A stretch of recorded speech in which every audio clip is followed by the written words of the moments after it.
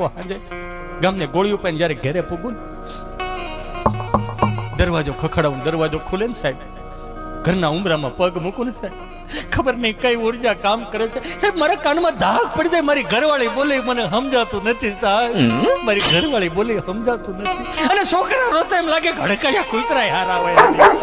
સાહેબ ખબર નહીં શું થાય સાહેબ મારા કાનમાં ધાક પડી જાય મારા કાનમાં ધાક પડી જાય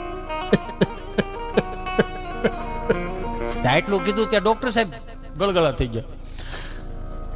એ ભલા માણા એ ગાંડા રોવાય નહીં આવા હવે જેવો માણસ ઢીલો પોસો થઈ ગયો રોવાય નહીં આ ખંભે માથું રાખે you હગ me come with me આવી જા રોવાય નહીં ગાંડા રોવાય નહીં આ તારા કાનમાં જે ધાક પડી છે ને ધાક નથી